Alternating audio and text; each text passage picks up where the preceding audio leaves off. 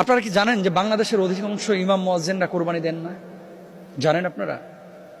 অনেকে হয়তো জানেন না। বাংলাদেশের অধিকাংশ ইমাম মুয়াজ্জিনরা কোরবানি দেন না। কিন্তু কেন দেন না?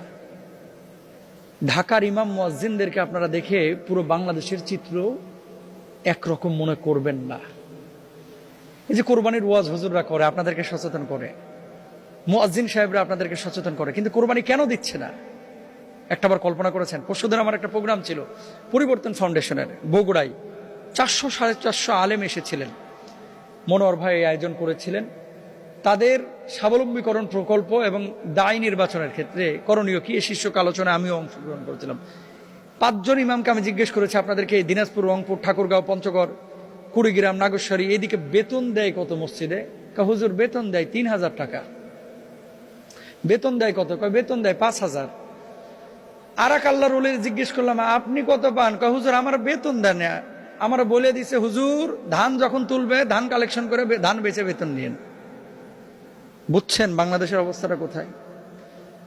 আর এক জায়গায় রসুন বেচে হুজুর টাকা নিয়েন, মানে মানুষের বাড়ি বাড়ি যায় হুজুরই রসুন তুলে নিয়ে আইবে, নিয়ে আসার পর রসুন বিক্রি করে বেতন নেবে। এই সমস্ত মসজিদের সভাপতি, সেক্রেটারি যারা আছে, এগুলোরে ওর যে গোয়াল ঘর আছে না, গরুর সাথে বাইন্ধে রাখা উচিত।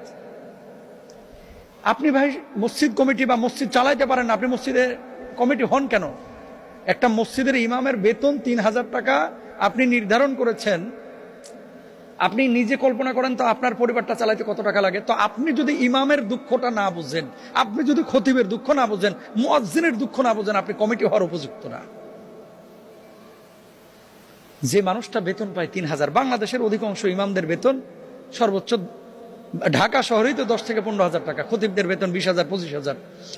সবচাইতে ভালো মসজিদ যেগুলো, এগুলোর বেতন হচ্ছে 25,000-এর মধ্যে। এরা হয়তো বা টাইনা টুইনা ছাগল টাগল কোরবানি দেয়, কিন্তু গ্রামগঞ্জে যে হুজুররা আছে কোরবানি দিব কি? আর কোরবানি দেওয়ার পরে হুজুর একটু গোশতও পাঠায় না। আপনি মুসল্লি হওয়ার মানে আদর্শ মুসল্লি না।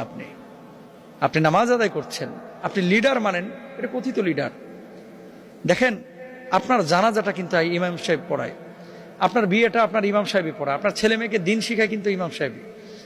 এলাকায় বিশাল একটা কর্মযজ্ঞের আঞ্জাম কিন্তু ইমাম সাহেবরা দেয়, মুয়াজ্জিনরা দেয়। আর্থিক সচ্ছলতা তাদের নেই। হ্যাঁ, এখানে আমাদের ইমামদেরও দোষ আছে।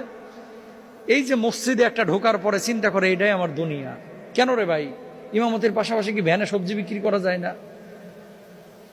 ইমামতের পাশাপাশি কি করা যায় না? আমি তো ফেসবুকে বিজ্ঞাপনও দিয়েছি, যদি এরকম কোন উদ্যোক্তা থাকেন যে হুজুর আমি আতর বিক্রি করবো, আমি মধু বিক্রি করবো, আমি এই সবজি বিক্রি করবো, আমার হোয়াটসঅ্যাপে নাম্বার দেওয়া আছে, আমার সাথে যোগাযোগ করেন, আমি আপনার জন্য দায়িত্ব নেব ইনশাল্লাহ। আমি তো ওপেন ঘোষণা দিয়েছি এবং দিচ্ছিও আলহামদুলিল্লাহ। কেন এই কথাগুলো বলতেছি? আর্থিকভাবে যদি আপনি ন্যূনতম সচ্ছলতা না থাকে, আপনি দাওয়াতি কাজ করতে পারবেন না।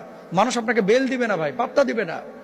এবং আপনি যখন কথা বলবেন, হুজুররা এগুলা বলে, এরকম একটা ভাব।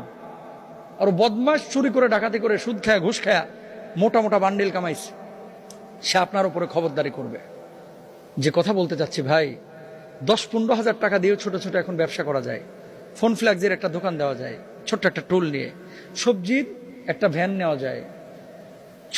ছোট থেকেই শুরু করেন না, অনেক মানুষ তো করছে, আপনি কেন পারছেন না? প্রত্যেকটা মসজিদের ইমাম সাহেবের উচিত উদ্যোক্তা হওয়া, চেষ্টা করা, ব্যবসা বাণিজ্য করা। শুধু মসজিদ মাদ্রাসা নিয়ে পড়ে থাকবেন না। কারণ মুহতামিম সাহেবের 4তলা বাড়ি হয়ে গেছে, সভাপতি সাহেবের 4তলা বাড়ি হয়েছে।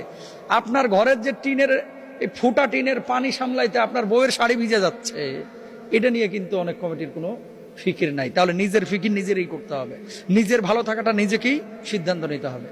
কোরবানি আসছে, একটু ইমাম মুয়াজ্জিনদের দিকে খেয়াল রাখেন। আল্লাহ বুঝদান করুক।